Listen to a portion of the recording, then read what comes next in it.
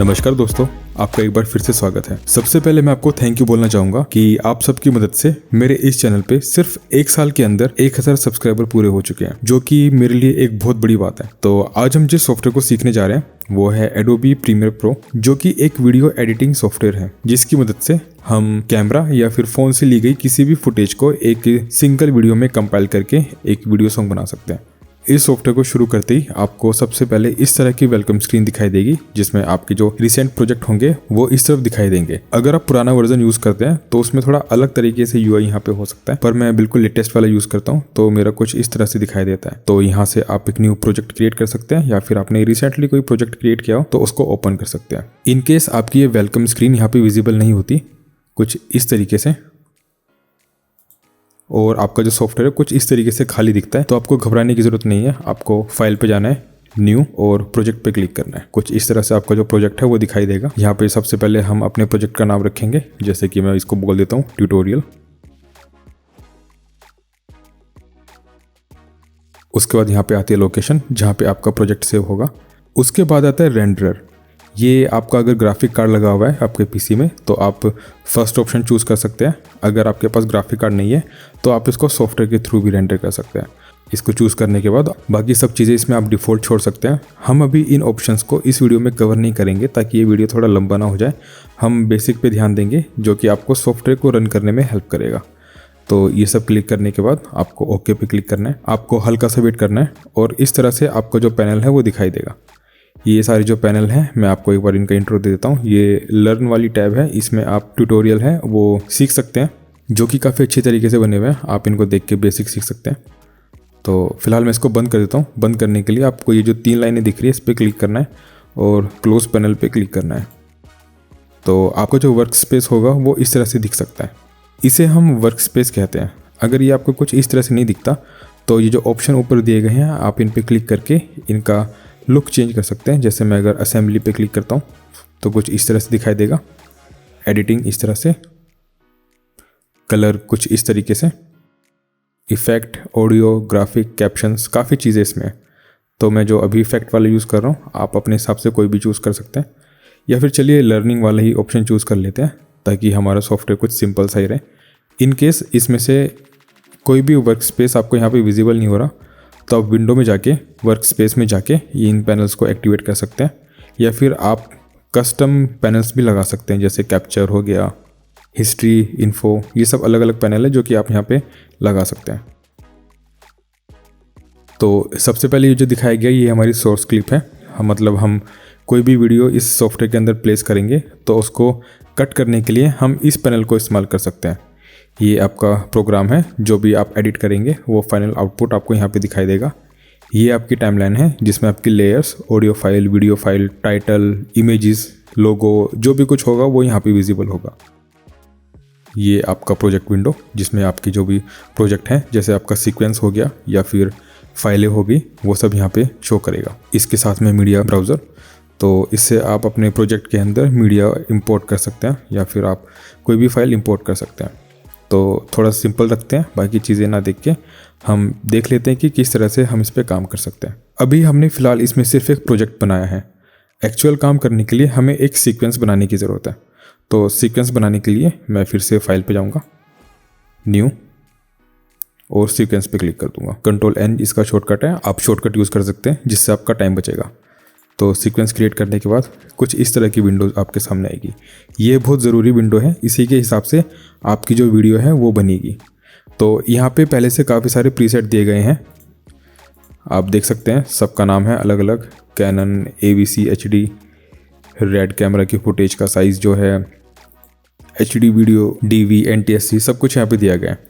तो आपकी जो भी रिक्वायरमेंट है आप उसके हिसाब से यहाँ से वीडियो ले सकते हैं। एग्जाम्पल के तौर पे अगर आप HD वीडियो बनाना चाहते हैं जो कि आपका 1080p है, 1080 मतलब फुल HD 25 फ्रेम्स पर सेकंड पे, तो आप इस ऑप्शन को चूज़ कर सकते हैं। बाकी अगर आप ये वाला ऑप्शन चूज़ नहीं करना चाहते हैं तो आपको सेटिंग पे जाना है। तो सेटिंग पे जाने के बाद आपका एडिटिंग मोड है, यहाँ पे आप दूसरे जो भी प्रीसेट है वो चूज़ कर सकते हैं। मैं जो यूज़ करता हूँ वो मैं कस्टम यूज़ करता हूँ ताकि मैं खुद से अपना एक प्रीसेट बना सकूँ, एक खुद से अपना फ्रेम रेट या फिर एक्सपेक्ट रेशो है पिक्सल का वो मैं चूज़ कर सकूं। मैं आपको आगे इस वीडियो में बताता चलूँगा, आप टेंशन मत लीजिए। तो टाइम बेस जो मेरा रहेगा ये दरअसल हमारा फ्रेम्स पर सेकंड है, तो इसमें आप 10 फ्रेम से लेके 60 फ्रेम्स पर सेकंड कर सकते हैं। अगर आप गेमिंग वीडियो कर रहे हैं तो आप 60 FPS रखिए, अगर आप मूवी कर रहे हैं तो 24 फ्रेम्स पर सेकंड रखिए। फिलहाल हम यूट्यूब के लिए यूज़ कर रहे हैं तो मैं 30 फ्रेम्स पर सेकंड यूज़ कर रहा हूँ, क्योंकि ये कोई ना तो फिल्म है और ना कोई गेम, सिर्फ एक वीडियो है, तो 30 फ्रेम्स काफ़ी होगा। उसके बाद आता है फ्रेम साइज़। ये हमारी विड्थ है और ये हमारी हाइट है, हॉरिजॉन्टल वर्टिकल। तो फुल HD हमारा रेजोल्यूशन है, उसकी जो डायमेंशन होती है वो होती है 1920 और जो हाइट होती है वो होती है 1080। तो ये करने के बाद हमारा जो एस्पेक्ट रेशो है इस पर ध्यान दीजिएगा, ये बहुत ज़रूरी चीज़ है। हमारा जो एस्पेक्ट रेशो है वो चेंज हो गया, जबकि जो रूल है रूल के हिसाब से 16:9 होना चाहिए। तो उसको फिक्स करने के लिए मैं यहाँ पे पिक्सल एस्पेक्ट रेशो के अंदर जाऊँगा और मेरे जो भी एनामॉर्फिक वाले जो एस्पेक्ट रेशो हैं पिक्सल्स हैं उनको मैं चेंज करके स्क्वायर पिक्सल्स कर दूंगा। तो ये करते ही मेरे जो एस्पेक्ट रेशो है वो ठीक हो जाएगा 16:9। उसके बाद फील्ड का ऑप्शन यहाँ पे आता है, ये भी बहुत ज़रूरी ऑप्शन है। अगर आप ये ऑप्शन चूज़ नहीं करेंगे तो आपकी जो फाइल है, आपकी जो वीडियो है उसमें लाइन आपको शो हो सकती है। तो मैं चूज़ करूँगा नो फील्ड। इन्हें अलग तरीके से भी यूज़ किया जाता है जो कि मैं आपको अपनी आगे आने वाली वीडियोज़ में बताऊँगा। तो बाकी सब चीज़ें आप इसमें डिफ़ॉल्ट रख सकते हैं। ये ऑडियो का सैंपल है जिसको आप डिफ़ॉल्ट रख सकते हैं।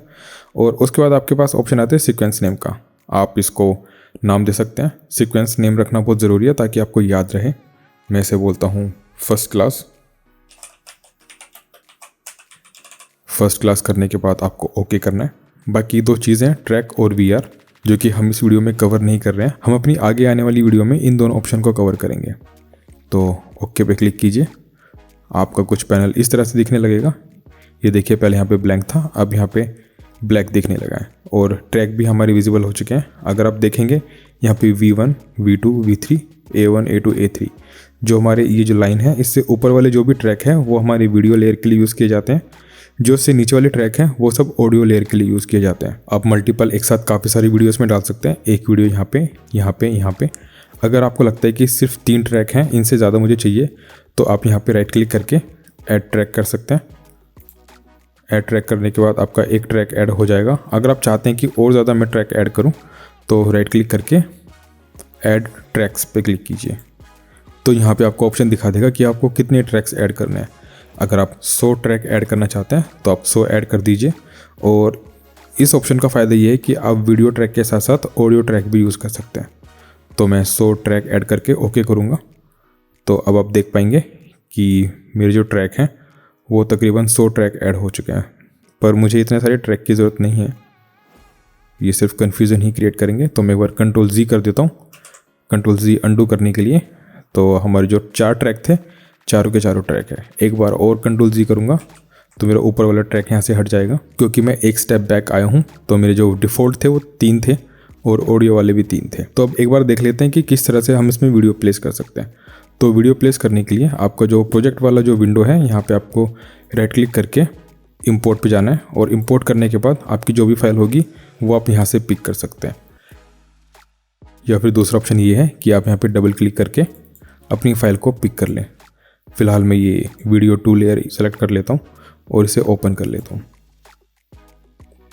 तो हमारी वीडियो आ गई है, लेकिन अगर मैं अभी यहाँ पे प्ले करके देखता हूँ तो कुछ भी विजिबल नहीं हो रहा, क्योंकि मुझे अभी वीडियो को अपनी टाइमलाइन में डालना होगा। तो टाइमलाइन में डालने से पहले मैं चाहता हूँ कि मैं इस वीडियो को हल्का सा एडिट करूँ। अगर आप देख पा रहे हैं, मैं हल्का सा जूम कर देता हूँ। अगर आप देख पा रहे हैं कि इसमें एक लड़की है जो कि खेत में खड़ी होकर शायद ये चाय या कॉफ़ी या जो भी है वो इस कप में डाल रही है। लेकिन मैं चाहता हूँ कि ये जो शॉट है मेरा, ये ओपनिंग में इस तरह से ना आके सीधा कप में चाय डालने वाला सीन आए। तो मैं इसको एडिट करूँगा। एडिट करने के लिए मुझे इस पर डबल क्लिक करना है। डबल क्लिक करने के बाद आपकी जो वीडियो है वो सोर्स वाले पैनल में आ चुकी है। ये हमारा सोर्स पैनल है। तो इसका फ़ायदा ये है कि आप इसमें से कोई भी पार्ट वीडियो का सिलेक्ट करके अपनी टाइमलाइन के अंदर डाल सकते हैं। तो मैं कुछ यहाँ से इस वाले फ्रेम से लेके आगे का कुछ पार्ट है वहाँ तक रखूँगा। तो फ़िलहाल मुझे इस पार्ट को सेलेक्ट करना होगा। सेलेक्ट करने के लिए मेरे पास शॉर्टकट है आई से मतलब इन, और जहाँ तक मुझे सेलेक्ट करना है यहाँ तक, उसके लिए ओ, इन और आउट। अगर आपको शॉर्टकट याद नहीं रहता तो नीचे की तरफ ये मार्क करने के लिए दिए गए हैं, ये देखिए मार्क आउट और ये मार्क इन। अगर मैं हल्का सा यहाँ पे चला जाता हूँ तो मार्क आउट करता हूँ तो जो मेरा जो मार्कर है वो इस टाइम पे आ जाएगा। इन केस आपको लगता है कि आपने गलत जगह पे फ्रेम लगा दिया है तो आप इसको एज से पकड़ के ड्रैग कर सकते हैं। तो ये पूरा का पूरा हमारा जो सिलेक्शन है यहाँ पे आ चुकी है। अब क्योंकि मेरी इस वीडियो में कोई ऑडियो नहीं है तो इसलिए मेरा जो ऑडियो वाला यहाँ पे ऑप्शन है वो डीएक्टिवेट है। अगर इसमें कोई ऑडियो होती तो इसमें दोनों ऑप्शन यहाँ पे विजिबल होते।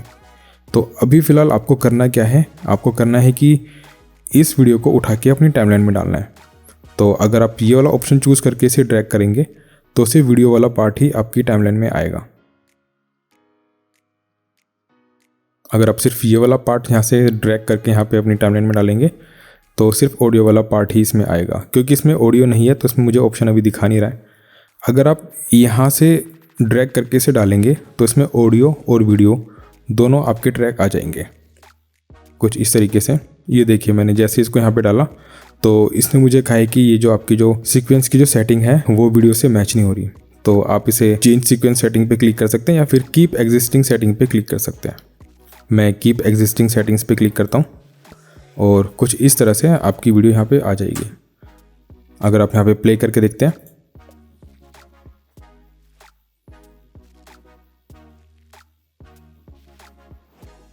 तो ये हमारी वीडियो है। आप देखिए ये शुरुआत वाला जो पार्ट था इस वाली वीडियो में देखते हैं। ये जो पार्ट था इसने ये बोतल उठाई और कप के ऊपर डाली, ये वाला सीन हमारा नहीं है, ये वाला पार्ट हमने काट दिया है। तो इस तरह से हम वीडियो को काट सकते हैं। अगर आपको लगता है कि ये काफ़ी छोटा सा पार्ट है आप इसमें टाइमलाइन में जूम कर सकते हैं ताकि आप इसको और अच्छे से देख सकें। तो जूम करने के लिए आपको ये जो नीचे की तरफ स्क्रॉल वाला जो बार दिया गया है इसके यहाँ पे जो हैंडल है इसे लेफ़्ट में ड्रैग करके आप जूम कर सकते हैं, जूम इन कर सकते हैं और राइट में ड्रैग करके जूम आउट कर सकते हैं। आप यहाँ पे अपनी टाइमलाइन के अंदर स्क्रॉल भी कर सकते हैं। तो कुछ इस तरह से हमारा जो फ्रेम है वो दिख रहा है। मैं शॉर्टकट यूज़ करता हूँ जूम इन जूम आउट के लिए, वो है प्लस और माइनस। जूम मैं इसलिए कर रहा हूँ क्योंकि जब मेरी यहाँ पे काफ़ी छोटी छोटी वीडियोज़ होंगी, फ़िलहाल मेरी जो वीडियो है वो 11 सेकंड की है। अब ये जो टाइम है मैं बता पा रहा हूँ यहाँ से, ये देखिए जो टाइम है ये मेरा दिखा रहा है। टोटल मेरी 11 सेकंड की वीडियो है, 11 सेकंड 1 फ्रेम के आसपास की। जब मैं यहाँ पे 11 सेकंड की जगह 1-1 सेकंड की जो वीडियो लगाऊंगा तो उस टाइम पे उसे एडिट करने में मुझे दिक्कत हो सकती है। तो उसको एडिट करने के लिए मैं यहाँ पे जूम इन करके रखूँगा ताकि मैं पूरा का पूरा सेक्शन यहाँ पे देख पाऊँ। तो कुछ इस तरीके से यहाँ से दिखता है। अब चलिए 1-2 ऑप्शन और देख लेते हैं कि हम किस तरह से बाकी चीज़ें इसमें ऐड कर सके। तो फिलहाल मैं एक और वीडियो इसमें इंपोर्ट कर लेता हूँ ताकि मेरे पास मल्टीपल वीडियोस हो काम करने के लिए। तो मैं डबल क्लिक करूँगा और जो मेरी वीडियो 1 है वो मैं इंपोर्ट कर लेता हूँ सेलेक्ट करके। आप डबल क्लिक करके इसे इंपोर्ट कर सकते हैं या फिर ओपन पे क्लिक कर सकते हैं। तो मैं पहले की तरह इस पर डबल क्लिक करूँगा और मुझे जो भी पार्ट चाहिए कुछ इस तरीके से मैं वो वाला पार्ट वहाँ तक लूँगा और सिलेक्शन करने के बाद मैं इसको टाइमलाइन के अंदर डाल दूँगा। अब अगर आप देख पा रहे हैं मेरे जो ट्रैक है वीडियो वाला, फ़िलहाल एक ही ट्रैक में मेरी सारी वीडियोज़ है। अगर मैं इसको इस वाले ट्रैक में यूज़ ना करके इस वाले ट्रैक में भी डालूंगा तो भी इसमें कुछ ज़्यादा फ़र्क नहीं पड़ेगा। ये देखिए पहले भी हमारी वीडियो इस तरीके से प्ले हो रही थी, अभी भी हमारी वीडियो इस तरीके से प्ले हो रही है। देखिए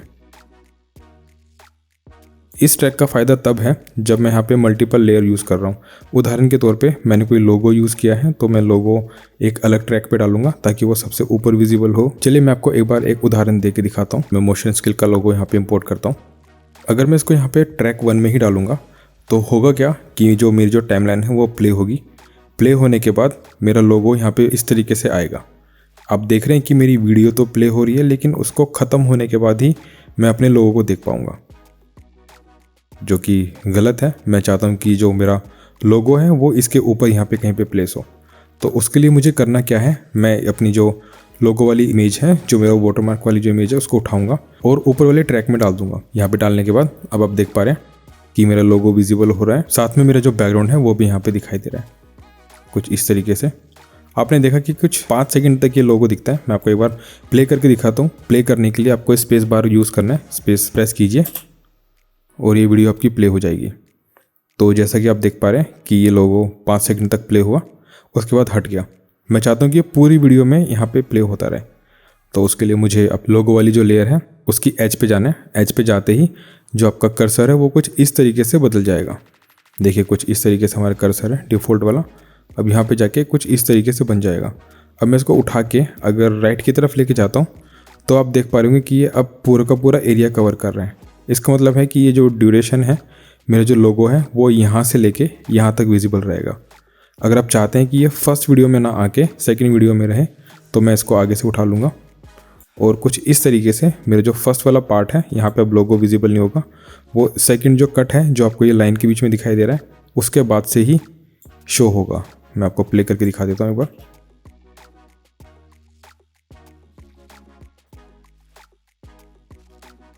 देखा आपने, ये जो लोगो था यहाँ पे नहीं आ रहा, इसके बाद ही आ रहा है।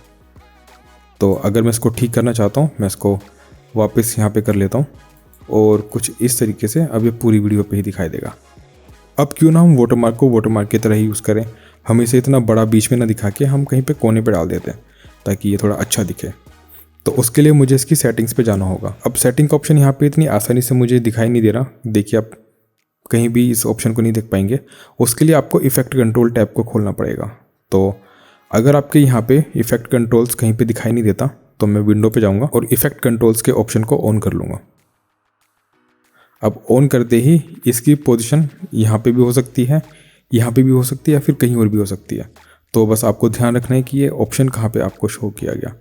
In case effect control open करने के बाद आपको यहाँ पे कोई भी ऑप्शन नहीं दिखा रहा, वो इसलिए हो सकता है कि आपने कोई लेयर को सिलेक्ट नहीं किया है। अगर आप लेयर को सिलेक्ट करेंगे तो ही ये ऑप्शन आपको दिखाई देगा। अब ऑप्शन जो हमारे पास है फ़िलहाल वो है मोशन, ओपेसिटी, टाइम रिमैपिंग।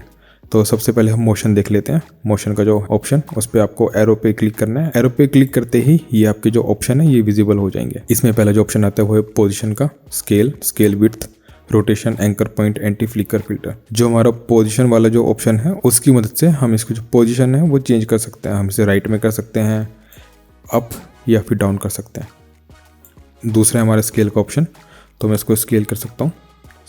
देखिए कि मैं इसको बड़ा कर सकता हूँ, छोटा कर सकता हूँ। तो मैं इसको फिलहाल इतना बड़ा कर देता हूँ, तकरीबन इतना। अब आप देख पा रहे होंगे कि मेरा जो स्केल विड्थ का जो ऑप्शन है वो डिसेबल है, मैं इसे चेंज नहीं कर सकता। अगर मैं इसे चेंज करना चाहता हूँ तो मुझे यूनिफॉर्म स्केल पे क्लिक करना होगा। उसके बाद आप इस ऑप्शन को अलग से चेंज कर सकते हैं। आपकी जो डायमेंशन है लोगों की वो चेंज हो सकती है और कुछ इस तरीके से आपका लोगो दिखाई देगा, जो कि एक गलत तरीका है। तो मैं इसे चेक कर देता हूँ ताकि ये ऑप्शन ये वाला दिखाता रहे और कुछ इस तरीके से मैं इसको छोटा करके यहाँ पे रख देता हूँ। अब यहाँ पे रखने के लिए मुझे इसकी पोजीशन को चेंज करना पड़ेगा। मैं इसको फर्स्ट वैल्यू को कुछ इस तरीके से कर देता हूँ, इतना। और जो मेरा जो y की जो वैल्यू है वो मैं इस तरीके से यहाँ पे चेंज कर सकता हूँ। ध्यान दीजिए, अगर आप ज़्यादा इसको चेंज कर देंगे तो आपकी जो इमेज लेयर है या लोगो वाली लेयर है वो बाहर जा सकती है। तो सिर्फ उतना ही करें जितने आपकी ज़रूरत है। इसके बाद ऑप्शन आता है ओपेसिटी। ओपेसिटी से हम इसकी ट्रांसपेरेंसी कम कर सकते हैं या फिर इसका ब्लेंड मोड भी चेंज कर सकते हैं। तो अगर मैं ओपेसिटी कम करता हूँ तो कुछ इस तरीके से इसकी ओपेसिटी कम हो चुकी है। अगर मैं ओपेसिटी फुल कर देता हूँ और ब्लेंड मोड इसका चेंज कर देता हूँ, चलिए मैं इसे एक बार स्क्रीन कर देता हूँ, तो देखिए ये हमारी स्क्रीन के साथ ब्लेंड हो जाएगा। हमारा जो स्क्रीन है, हमारा जो फ्रेम है उसके साथ ब्लेंड हो जाएगा। आप स्क्रीन की जगह मल्टीप्लाई या फिर कलर बर्न या फिर ओवरले भी कर सकते हैं। वो डिपेंड करता है कि आपकी क्या रिक्वायरमेंट है, उसके हिसाब से आप चीज़ें कर सकते हैं। इन केस कभी आपको लगता है कि आपने ऑप्शन गलत सेलेक्ट कर दिया और आपको डिफ़ॉल्ट वैल्यू है वही लेनी है, तो उसके लिए आपको इन वैल्यू के सामने कुछ इस तरह का रीसेट वाला ऑप्शन दिया जाएगा। आपको इस पर क्लिक करना है और क्लिक करते ही ये सब चीज़ें रीसेट हो जाएंगी। जो पहले वाली जो वैल्यू थी वो वापस यहाँ पे आ जाएगी। ये देखिए मेरी पहले ऐसी ही वैल्यू थी, तो ये अब मैंने चेंज करके कुछ इस तरीके से कर दिया। मैं Ctrl+Z कर लेता हूँ क्योंकि मुझे वही कुछ चाहिए था। हमारा ये लोगो यहाँ पे आ चुका है। अब उसके बाद आता है टाइम रिमैपिंग। ये थोड़ा सा एडवांस ऑप्शन है जो कि मैं आपको अपनी आगे आने वाली वीडियो में बताऊंगा। आइए एक बार नज़र डाल लेते हैं फिल्टर्स पे, इफेक्ट एंड प्रीसेट्स पे। इसमें कौन कौन से इफेक्ट हैं और क्या चीज़ें हम कर सकते हैं। तो मैं एक बार फिर से विंडो पे जाऊँगा, इफेक्ट एंड प्रीसेट पे जाऊँगा, इफेक्ट पे जाऊँगा। इफेक्ट यहाँ पे ये रहा। इसको क्लिक करने के बाद आपकी जो इफेक्ट वाली जो विंडो है इस तरह से आपको शो कर देगा।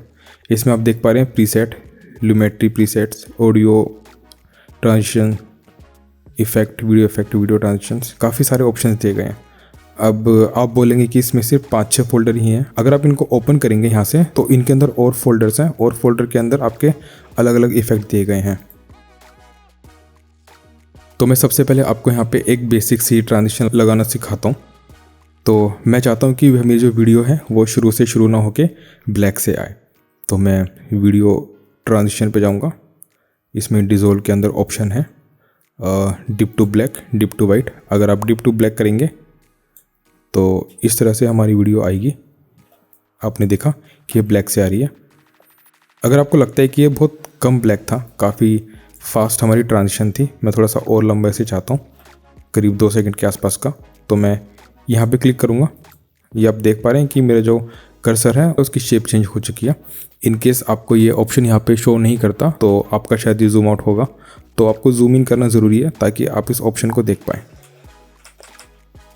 अब जूम इन करने के बाद आपको जितनी भी इसकी लेंथ चाहिए, जितनी भी देर तक आपको ये ट्रांजिशन दिखानी है, आप इसको ड्रैग करके वहाँ तक ला सकते हैं। चलिए मैं 5 सेकंड तक लेके आता हूँ। इसका मतलब मैं 5 सेकंड तक अपनी जो स्क्रीन है वो ब्लैक रखूँगा। अब मैं एक बार प्ले करता हूँ जूम आउट करके।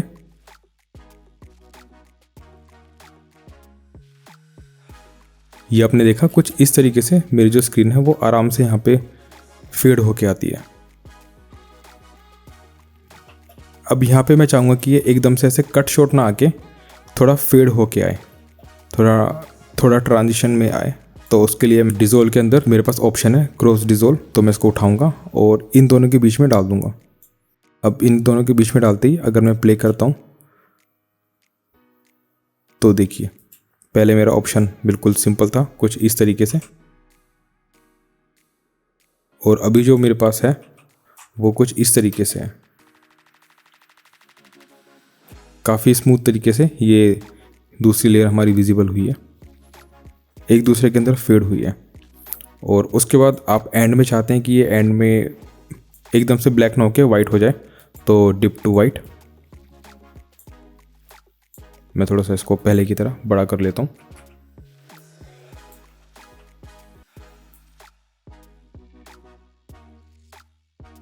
हमारी वीडियो शुरू होती है हल्का सा सस्पेंस क्रिएट करने के बाद, हल्की सी ब्लैक होके, उसके बाद फेड होके दूसरी वीडियो में मर्ज हो जाती है, एंड में जाके वाइट हो जाती है।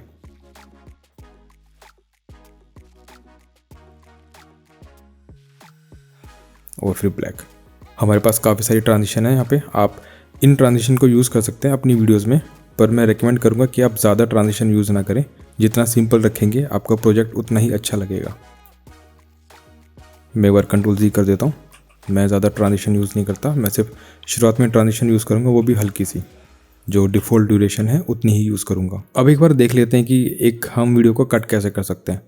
प्रोजेक्ट में इंपोर्ट करने के बाद अगर मैं चाहता हूँ कि मेरी सिर्फ वीडियो जो है वो 5 सेकंड तक ही विजिबल हो और मैं बाकी चीज़ यहाँ से कट करना चाहता हूँ, उसके लिए आप रेजर टूल यूज़ कर सकते हैं। तो उसके लिए आपके पास रेजर टूल है, आपने इसको सेलेक्ट किया, इसका शॉर्टकट है C, और आपका जो प्ले हेड जहाँ पे भी है आप वहाँ पे जाके कट कर सकते हैं, या फिर आप सिंपली कहीं पे भी जाके कट कर सकते हैं। तो मैं एक बार आइडिया लगा लेता हूँ कि मैं 5 सेकंड के पास ही जाके इसे कट करूँगा। तो मैं 5 सेकंड के पास जाता हूँ। अब यहाँ पे आप देख पा रहे होंगे कि मेरी जो ड्यूरेशन है वो 4 सेकंड 25 फ्रेम है, जबकि मेरी जो ड्यूरेशन है वो 5 सेकंड के आसपास होनी चाहिए। तो मैं आगे फॉरवर्ड होने के लिए राइट एरो यूज़ करूँगा, एक एक फ्रेम में आगे जा पाऊँगा। अगर आप राइट एरो यूज़ नहीं करना चाहते तो आप यहाँ से भी क्लिक करके आगे जा सकते हैं। अगर आपको एक फ्रेम पीछे आना है तो आप एक फ्रेम पीछे भी आ सकते हैं। तो मैं शॉर्टकट यूज़ करता हूँ क्योंकि वो मेरे हाथ के ज़्यादा पास है। कर्सर को यहाँ पे ले जाने से अच्छा है कि मैं अपने दूसरे हाथ को कीबोर्ड पे ही रखूँ और जल्दी अपना काम ख़त्म करूँ। तो मैं 5 सेकंड पे आ चुका हूँ। 5 सेकंड पे आने के बाद मैंने इरेजर टूल से यहाँ पे कट लगाया। तो कट लगाने के बाद अब आप देख पा रहे हैं कि वीडियो प्ले तो वैसे ही हो रही है, कुछ फ़र्क इसमें नज़र नहीं आया। वो इसलिए क्योंकि यहाँ पे फिल के लिए हमने डाला नहीं है। फिल के लिए डालने का मतलब है कि यहाँ पे कोई एक्स्ट्रा फ्रेम हमने ऐड नहीं किया या फिर कोई ट्रांजिशन ऐड नहीं की। अगर मैं यहाँ पे फिल्म डिज़ोल्व डाल देता हूँ कुछ इस तरीके से, तो अगर अब मैं प्ले करूँगा तो भी मुझे यहाँ पे कुछ शो नहीं करेगा, क्योंकि जो फिल्म डिज़ोल्व है वो इस लेयर का डेटा इस लेयर के ऊपर मर्ज करता है। अब क्योंकि दोनों का डेटा वही है, दोनों एक ही लेयर है, तो इसमें कुछ चेंजेस नहीं दिखाएगा। तो मैं एक बार कंट्रोल Z करके डिप टू वाइट कर देता हूँ। और डिप टू वाइट करने के बाद अब यहाँ पे मुझे थोड़ा फ़र्क दिखाई देगा। कुछ इस तरीके से हल्का सा स्क्रीन मेरी फ्लैश हुई है। आप वाइट की जगह ब्लैक भी यूज़ कर सकते हैं। इस तरह से आप इसमें चीज़ें कट कर सकते हैं। अगर आप चाहते हैं कि सिर्फ 5 सेकंड तक ही मैं ये वाली क्लिप रखूं, उसके बाद मैं ये फुल वाली क्लिप है अपनी वो दिखाऊं, ये जो मेरी फुल वाली क्लिप थी ये मैं दिखाऊं, तो आपको करना है कि आपको फिर से मूव टूल सेलेक्ट करना है और ये जो क्लिप है इसको उठा के या तो पीछे की तरफ लगा देना है या फिर आप सिंपली इसको सेलेक्ट करके डिलीट कर सकते हैं। अगर आप ये डिलीट करेंगे तो वीडियो यहाँ से हट जाएगी और अब आप प्ले करके देखेंगे तो यहाँ पे एक ब्लैक स्क्रीन दिखाई देगी, क्योंकि यहाँ पे टाइम है लेकिन कुछ डेटा नहीं है, इसलिए ये ब्लैक यहाँ पे दिखा रहा है। यहाँ पे सिर्फ लोगो हमारे विजिबल हो रहा है क्योंकि हमारी लोगो लेयर में हमने कट नहीं लगाया है। अगर इसमें कट होता तो ये भी यहाँ पे ब्लैक हो जाता। तो अब मैं चाहूँगा कि मैं इस वीडियो को यहाँ पे लेके जाऊँ, तो उसके लिए मुझे सिर्फ इसको ड्रैग करके लेफ़्ट में लाना है। लेफ़्ट में लाते ही ये वीडियो यहाँ से मर्ज हो जाएगी। मैं एक बार शुरू से आपको दिखा देता हूँ। सिंपल फेड इन से शुरू हुआ और फिर 5 सेकंड बाद दूसरा शॉट आ गया। आप ऐसे ही यहाँ पे कट लगा सकते हैं। आप 5 सेकंड की जगह 3 सेकंड का कट लगा सकते हैं, आप 10 सेकंड का कट लगा सकते हैं, आप जितने सेकंड का कट लगा सकते हैं। ये डिपेंड करता है कि आपकी रिक्वायरमेंट क्या है। उसके बाद हम ऑप्शन देखते हैं इसमें टेक्स्ट ऐड करने के लिए, जैसे कि आप वेलकम टू माई चैनल या फिर कुछ दूसरी ऐसी चीज़ लिखना चाहते हैं तो उसके लिए आपको टेक्स्ट इसमें ऐड करना है। तो उसमें टेक्स्ट ऐड करने के लिए ऑप्शन दिया गया है यहाँ पे टेक्स्ट टूल का। पुराने वाले वर्जन में टेक्स्ट वाला ऑप्शन शायद यहाँ से विजिबल नहीं होता था, वो कहीं और से आता था। मैं काफ़ी टाइम से नया वाला वर्जन यूज़ कर रहा हूँ, तो पुराने वाले के बारे में मुझे ज़्यादा आइडिया नहीं है। मैं आपको रिकमेंड करूँगा कि आप नया वाला वर्जन ही यूज़ करें, क्योंकि इसमें काफ़ी अच्छे फीचर्स हैं पहले वाले के मुकाबले। तो टेक्स्ट को ऐड करने के लिए आपने टेक्स्ट टूल पर क्लिक किया और अब आप देख पा रहे हैं कि यहाँ पे मेरा टेक्स्ट का कुछ ऑप्शन नहीं दिखा रहा ऐड करने का। वो ऑप्शन तभी दिखाएगा जब मैं यहाँ पे स्क्रीन के बीच में होऊंगा। तो मैं यहाँ पे क्लिक करता हूँ। क्लिक करने के बाद मैं अपना टेक्स्ट यहाँ पे ऐड कर सकता हूँ। मैंने टेक्स्ट ऐड किया हुआ है सब्सक्राइब वाला। तो अगर आप फ़ॉन्ट चेंज करना चाहते हैं, फ़ॉन्ट या फिर कलर चेंज करना चाहते हैं, तो आप सेलेक्ट कीजिए अपने टेक्स्ट को। उसके लिए आप डबल क्लिक कर सकते हैं। उसके बाद आपको फिर से इफेक्ट कंट्रोल्स वाले टैब में जाना है। यहाँ पे अब आपको ऑप्शन दिखा रहा होगा वेक्टर मोशन टेक्स्ट सब्सक्राइब। अगर आपका टेक्स्ट सेलेक्ट नहीं है तो यहाँ पे ऑप्शन आपको दिखाई नहीं देगा। अगर आपका टेक्स्ट लेयर सेलेक्ट है तो ही आपको ये ऑप्शन दिखाई देगा। तो मैं अपना टेक्स्ट सेलेक्ट कर लेता हूँ। सेलेक्ट करने के बाद मैं टेक्स्ट वाला जो टैब है उसको ओपन करता हूँ। यहाँ पे मेरे पास सोर्स टेक्स्ट है। सबसे पहले जो ऑप्शन दिया गया है वो है टेक्स्ट का फ़ॉन्ट। मुझे पता नहीं इसका नाम क्यों नहीं दिया गया है, पर ये हमारी फ़ॉन्ट है, तो आप फ़ॉन्ट चेंज कर सकते हैं। मैं यूज़ कर लेता हूँ मोंटसेरेट। ये मेरा पसंदीदा फ़ॉन्ट है, अगर आपको पता हो तो, क्योंकि इसमें काफ़ी अच्छी अच्छी फैमिली आती है। आप बोल्ड या फिर एक्स्ट्रा बोल्ड या फिर कुछ भी यूज़ कर सकते हैं। तो फिलहाल जो मेरा टेक्स्ट है वो इस तरीके से दिखाई दे रहा है। मैं चाहूँ तो इसका कलर भी चेंज कर सकता हूँ। अभी जो मेरा टेक्स्ट है वो वाइट है, तो कलर चेंज करने के लिए मैंने फिल पे क्लिक किया और उसको ब्लैक कर दिया। अब देखिए मेरा टेक्स्ट ब्लैक हो चुका है। आप कोई भी कलर यहाँ पे यूज़ कर सकते हैं, रेड, पर्पल, ग्रीन, येलो, कुछ भी। मैं वाइट ही यूज़ कर लेता हूँ क्योंकि मुझे लगता है वाइट थोड़ा सही दिख रहा है यहाँ पे। मैंने सब्सक्राइब पे क्लिक किया और अगर आप चाहते हैं कि आपका जो टेक्स्ट है वो कैप्स में रहे तो यहाँ पे ऑप्शन दिया गया इसको कैप्स करने का। आप कैप्स कर सकते हैं, इटैलिक, बोल्ड, कुछ भी आप कर सकते हैं, जो भी ऑप्शन आपको चाहिए। मैं फ़िलहाल कैप्स कर लेता हूँ। अगर आपको टेक्स्ट हल्का सा बड़ा चाहिए तो आप फ़ॉन्ट साइज़ यहाँ से चेंज कर सकते हैं। ये जो 100 है, 100 लिखा हुआ है, ये है आपका फ़ॉन्ट साइज़। आप ये स्लाइडर को ड्रैग करके इसका साइज़ चेंज कर सकते हैं। आप इसे काफ़ी बड़ा या नॉर्मल साइज़ का भी कर सकते हैं।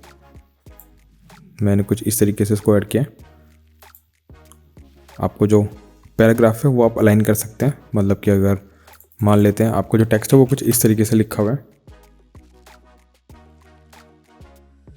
तो अभी आप देख पा रहे होंगे कि मेरा सब्सक्राइब और सब चीज़ें सेंटर में हैं, एक दूसरे के सेंटर में। अगर मैं अपना टेक्स्ट को सिलेक्ट करके जो पैराग्राफ की जो मेरी पोजीशन है मैं उसको लेफ़्ट में अलाइन कर देता हूँ तो मेरा टेक्स्ट इस तरीके से अलाइन हो जाएगा। अगर मैं राइट में अलाइन करता हूँ तो कुछ इस तरीके से हो जाएगा। तो मैं सेंटर में कर लेता हूँ ताकि ये सेंटर में ही रहे। तो ये मेरा टेक्स्ट कुछ इस तरीके से आएगा। मैं चाहूँ तो नीचे वाला जो फ़ॉन्ट है उसका साइज़ या फिर कलर वगैरह कुछ भी चेंज कर सकता हूँ। तो मैं जिसका साइज़ चेंज करना चाहता हूँ मैं इसको सेलेक्ट कर लूँगा और जो मेरे जो फ़ॉन्ट फैमिली है मैं लाइट कर लेता हूँ। और साथ ही जो इसका साइज़ है वो मैं छोटा कर लेता हूँ। अब मैं यहाँ पे जाके एक बार इसको डिलीट करके कुछ इस तरीके से अपना टेक्स्ट कर लूँगा। ये करने के बाद आपको मूव टूल सेलेक्ट करना है। मूव टूल सेलेक्ट करने के बाद आपका टेक्स्ट इस तरह से दिखने लगेगा। आप इसको कहीं पे भी प्लेस कर सकते हैं। आप अपनी मूवी का टाइटल इससे बना सकते हैं या फिर कुछ नोटिस के लिए अपनी स्क्रीन के ऊपर डाल सकते हैं। आप देख पा रहे हैं कि मेरा जो टेक्स्ट है वो शुरुआत में नहीं आ रहा, वो कुछ सेकंड बाद यहाँ पे विजिबल होता है। वो इसलिए क्योंकि जो इसकी जो स्टार्टिंग ड्यूरेशन है वो तकरीबन 2 सेकंड के बाद शुरू होती है और जो एंड है वो 6 सेकंड बाद, मतलब 6 या 7 सेकंड बाद। ये एक 5 सेकंड का बाय डिफ़ॉल्ट है इसकी ड्यूरेशन आती है। तो मैं अगर इसको शुरू से लाना चाहता हूँ तो मैं शुरुआत में इसको लेके आऊँगा।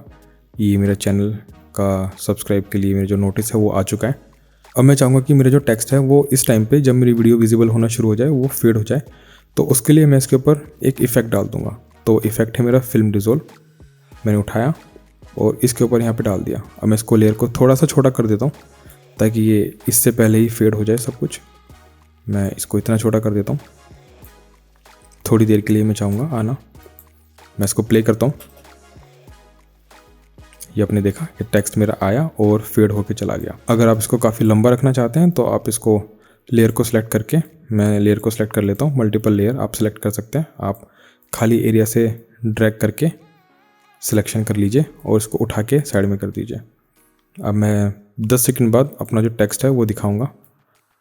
मैंने 10 सेकंड तक अपनी जो वीडियो लेयर है वो रखी। अपना जो टेक्स्ट लेयर है वो मैंने यहाँ पे रखा। अब मैं इसको प्ले करता हूँ तो मेरा टेक्स्ट आ रहा है और उसके बाद टेक्स्ट फेड होने के बाद मेरा लोगो और वीडियो यहाँ पे शो होने लगी है। तो इस तरीके से मैं एक बेसिक वीडियो अपनी यहाँ पे बना सकता हूँ। इसमें काफ़ी और भी टूल है जो कि मैं आपको अपनी आगे आने वाली वीडियो में बताऊँगा। हम एक बार ऑडियो के बारे में देख लेते हैं कि हम ऑडियो किस तरह से यूज़ कर सकते हैं। तो मैं अपनी ऑडियो इंपोर्ट कर लेता हूँ। इंपोर्ट करने के लिए मुझे फिर से अपनी प्रोजेक्ट विंडो में जाना है। प्रोजेक्ट विंडो में जाने के बाद अब मैं ब्लैंक एरिया में राइट क्लिक करूँगा। ये देखिए मेरे पास ना अभी कुछ ऑप्शन यहाँ पे दिखा नहीं रहा है कि मैं फ़ाइल को अपने इंपोर्ट कर सकूँ, क्योंकि ये पूरा फिल हो चुका है। तो उसके लिए मैं अभी जो आइकन व्यू है मेरा उसको चेंज करके लिस्ट व्यू कर सकता हूँ। तो उससे थोड़ा सा स्पेस मुझे मिल जाएगा ताकि मैं अपनी जो फाइलें हैं वो इंपोर्ट कर सकूँ। इन केस आपको ये ऑप्शन नहीं करना तो आप सीधा अपनी फ़ाइल को उठा के इस सॉफ्टवेयर के अंदर ड्रैग कर सकते हैं। अब क्योंकि मैंने लिस्ट व्यू किया हुआ है तो मैं इस पर डबल क्लिक करूँगा ब्लैंक एरिया में और जो मेरी ऑडियो फाइल है उसको उठा के इंपोर्ट कर लूँगा। आप ऑडियो को सीधा यहाँ पे ड्रैग करके इंपोर्ट भी कर सकते हैं, लेकिन अगर आप कट करना चाहें तो आप पहले की तरह इस पर डबल क्लिक करके यहाँ से सिलेक्शन करके, जैसे मैं इतने सेकंड पे सिर्फ ये वाला पार्ट यहाँ पे रखना चाहता हूँ तो मैं ये वाला पार्ट यहाँ पे सिलेक्ट करूँगा, इसको मार्क करूँगा और उठा के ड्रैग कर लूँगा। अब आप देखिए पहले जो मेरा ऑप्शन आ रहा था वो वीडियो वाला आ रहा था, अब मेरा ऑप्शन है वो ऑडियो वाला। ऐसा इसलिए है क्योंकि पहले मैं सिर्फ वीडियो यूज़ कर रहा था और इस बार मैं सिर्फ ऑडियो यूज़ कर रहा हूँ। अब मैं ऑडियो को उठाऊँगा और अपनी ऑडियो वाले ट्रैक पे इंपोर्ट कर लूँगा। ये देखिए मैं इंपोर्ट कर रहा हूँ तो वीडियो वाले सेक्शन में मेरी कोई फाइल यहाँ पे आ नहीं रही है। मैं सिर्फ ऑडियो वाले सेक्शन में ही अपनी फ़ाइल को इंपोर्ट कर पाऊँगा। तो मैंने इंपोर्ट किया। इंपोर्ट करने के बाद कुछ इस तरीके से ये आ गई फाइल मेरी। अब मैं इसको प्ले करता हूँ।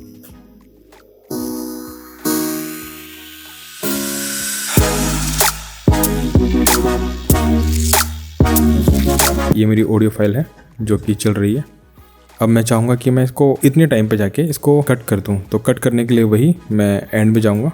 एंड में जाने के बाद मेरा कर्सर है वो कुछ इस तरीके से बदल जाएगा। मैं यहाँ से अगर इसको ड्रैग करूँगा तो मैं इसे ट्रिम कर सकता हूँ, या फिर आप चाहे तो रेजर टूल का यूज़ करके इसको कट कर सकते हैं और पीछे वाला जो पार्ट है उसको सेलेक्ट करके डिलीट कर दीजिए। दोनों सेम ही चीज़ है, पर इस तरह से ड्रैग करना मुझे ज़्यादा फास्ट लगता है। टूल लेने के बाद उसको सेलेक्ट करके डिलीट करना वो थोड़ा स्लो लगता है। इन केस आपको लगता है कि आपकी जो ऑडियो फाइल है उसकी आवाज़ थोड़ी ज़्यादा है, मैं एक बार आपको चेक करा देता हूँ। आप शायद आप सुन पा रहे कि मेरी आवाज़ बहुत कम आ रही है।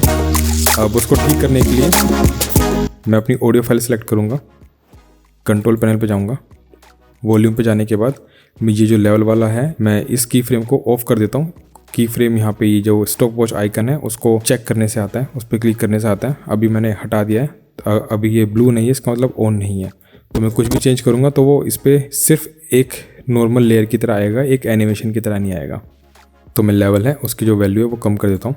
मैं चेंज करके यहाँ पे -20 कर देता हूँ। -20 dB का मतलब है कि इस डेसिबल से कम वैल्यू। 0 मतलब है कि यहाँ पे नॉर्मल साउंड, फुल साउंड, और 0 से पीछे की तरफ नेगेटिव में कोई भी वैल्यू है उसका मतलब कम, और 0 से ऊपर की वैल्यू उसका मतलब है ज़्यादा। अगर अब मैं प्ले करता हूँ तो आप मेरी आवाज़ तो सुन पाएंगे, साथ में बैकग्राउंड म्यूज़िक भी सुन पाएंगे।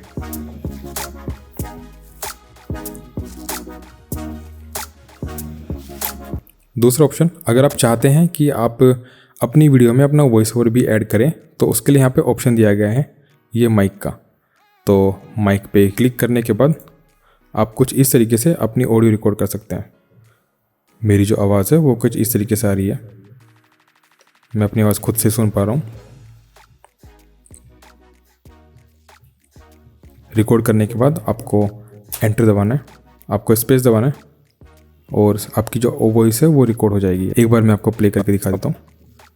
मेरी जो आवाज़ है वो कुछ इस तरीके से आ रही है, मैं अपनी आवाज़ खुद से सुन पा रहा हूँ। रिकॉर्ड करने के बाद आपको मेरी जो आवाज़ है वो कुछ इस तरीके से आ रही है। मैं एक बार फिर से इसको ठीक से रिकॉर्ड करता हूँ। मैं रिकॉर्ड पे क्लिक करूँगा और काउंटडाउन के बाद मैं रिकॉर्ड करना शुरू कर दूँगा। नमस्कार दोस्तों, आपका एक बार फिर से स्वागत है। तो ये मेरी ऑडियो है, एक बार सुन लेते हैं। नमस्कार दोस्तों, आपका एक बार फिर से स्वागत है।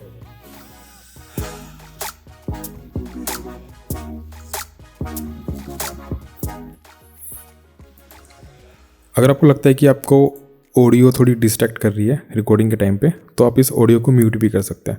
म्यूट करने के लिए आपको M दिया गया है, M से आपकी जो ऑडियो है वो म्यूट हो जाएगी। ऑडियो फाइल आपकी यहाँ पे रहेगी लेकिन आपको सुनाई नहीं देगी। आपको एक बात का ध्यान रखना है कि वीडियो को एक्सपोर्ट या रेंडर करने से पहले इसको ऑफ करना है, नहीं तो आपकी जो फाइनल वीडियो है उसमें भी ये वाली आवाज़ नहीं आएगी। तो मैं अगर आप प्ले करूँगा तो मेरी आवाज़ यहाँ पे सुनाई नहीं देगी। चलिए मैं एक बार थोड़ा सा कुछ रिकॉर्ड करने की कोशिश करता हूँ। माइक ऑन करने के बाद 3, 2, 1। अगर आपने हमारे चैनल को अब तक सब्सक्राइब नहीं किया है तो इसे सब्सक्राइब कर लीजिए। अगर आपको ये वीडियो पसंद आता है तो इसे लाइक और शेयर कीजिए। शायद आपको मेरी आवाज़ 2 बार सुनाई दे रही होगी क्योंकि मेरे स्पीकर से आउटपुट आ रहा है जो कि मेरा माइक कैच कर रहा है, और उस वजह से मेरी आवाज़ रिपीट हो रही है। अगर आपने हमारे चैनल को अब तक सब्सक्राइब नहीं किया है तो इसे सब्सक्राइब कर लीजिए।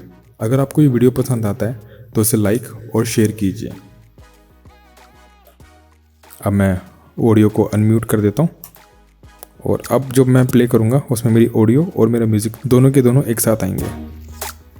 अगर आपने हमारे चैनल को अब तक सब्सक्राइब नहीं किया है तो इसे सब्सक्राइब कर लीजिए।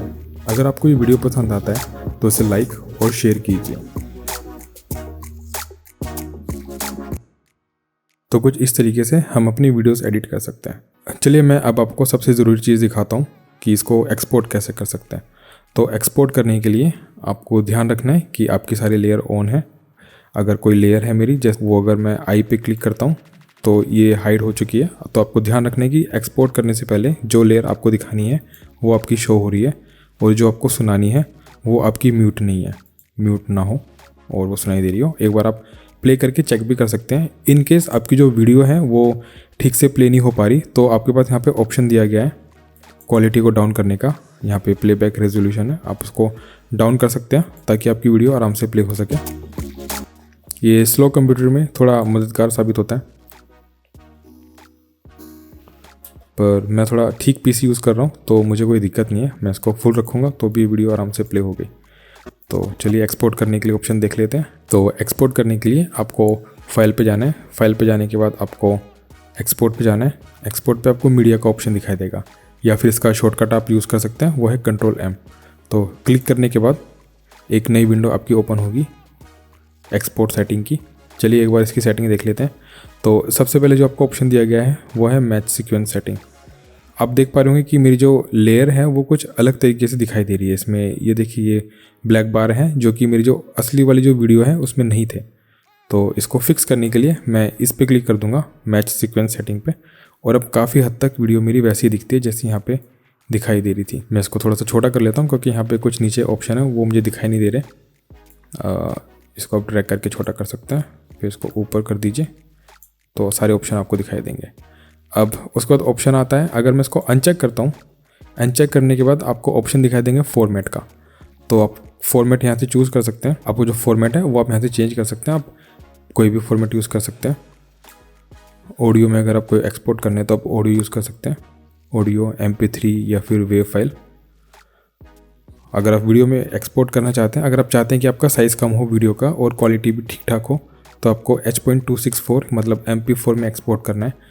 अगर आप चाहते हैं कि आपकी वीडियो क्वालिटी काफ़ी अच्छी हो, साइज़ से आपको ज़्यादा फ़र्क नहीं पड़ता, तो आप क्विक टाइम में एक्सपोर्ट कर सकते हैं। अगर आप यूट्यूब पे अपलोड कर रहे हैं तो मैं आपको रेकमेंड करूँगा कि आप H.264 मतलब MP4 में एक्सपोर्ट करें, ताकि आपका फ़ाइल का साइज़ कम हो और जल्दी फाइल आपकी अपलोड हो जाए और साथ ही प्रोसेस भी उसमें जल्दी हो। तो ये क्लिक करने के बाद आपके पास प्रीसेट है, प्रीसेट से आप बाय डिफ़ॉल्ट जो प्रीसेट दिए गए हैं वो यूज़ कर सकते हैं। आप चाहे तो यहाँ से यूट्यूब वाला प्रीसेट भी यूज़ कर सकते हैं। अगर आप फुल HD यूज़ कर रहे हैं तो यहाँ से फुल HD 720 आप कोई भी चूज़ कर सकते हैं। चलिए मैं फुल HD यूज़ कर लेता हूँ। फुल HD यूज़ करने के बाद आप चाहे तो इस प्रीसेट को सेव भी कर सकते हैं। MP4 लेने के बाद आप सेटिंग चेंज करते हैं नीचे की तरफ से। माफ़ कीजिएगा मेरी स्क्रीन थोड़ी अजीब है तो आपको ऑप्शन ठीक से दिखाई नहीं दे रहे होंगे। मैं हल्का सा इसको नीचे कर लेता हूँ कुछ इस तरीके से। मेरे जो रेजोल्यूशन है वो है 1920x1080। इन केस मैं एक वाइड स्क्रीन यूज़ ना करके एक स्क्वायर साइज़ यूज़ करता हूँ, जो कि इंस्टाग्राम या फिर फेसबुक का किसी का भी हो सकता है। तो अब आप देख पा रहे होंगे प्रीसेट मेरा कस्टम हो गया है। तो आप इस प्रीसेट को सेव भी कर सकते हैं। सेव करने से फ़ायदा ये होगा कि कल को अगर आप और वीडियो बनाएंगे उसी डायमेंशन में तो आप उसको आसानी से एक्सपोर्ट कर पाएंगे। आपको बस अपना प्रीसेट चूज़ करना है।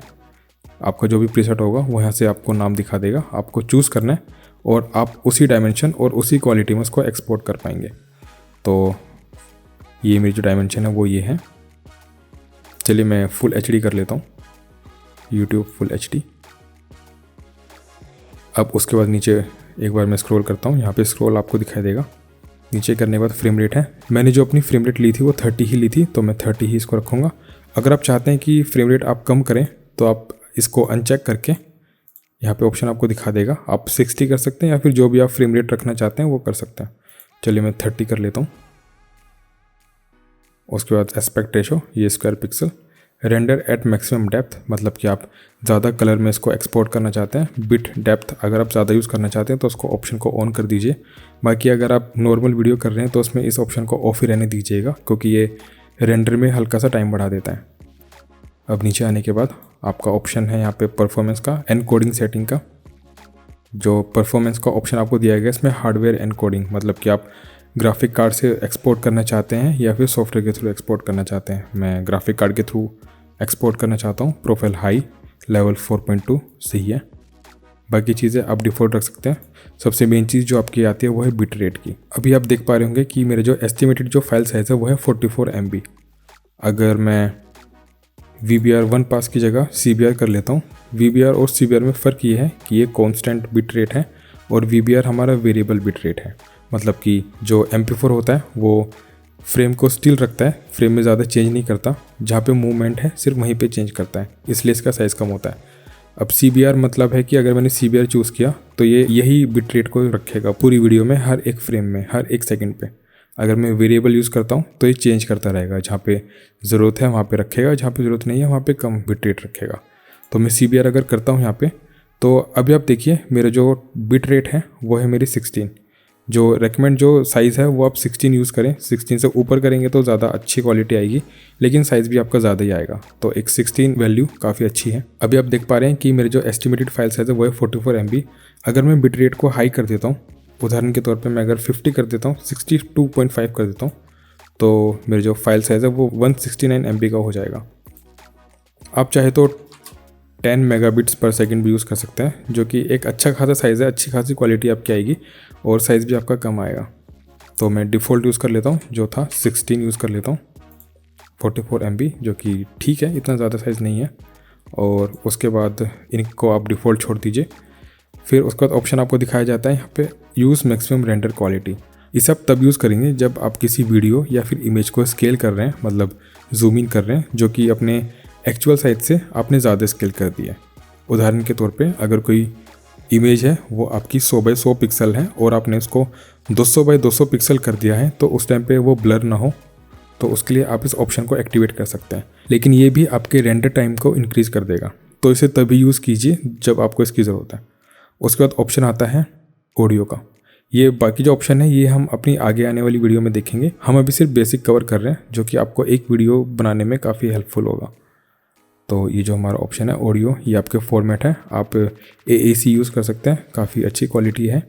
उसके बाद जो सैम्पल रेट है ये आप मैक्सिमम कर सकते हैं।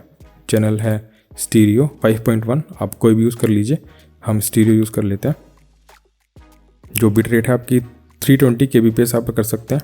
अगर आप साइज़ कम करना चाहते हैं तो आप 128 kbps भी कर सकते हैं, लेकिन ज़्यादा कुछ साइज़ में फ़र्क नहीं आएगा, सिर्फ 1 MB के आसपास का ही फ़र्क आया।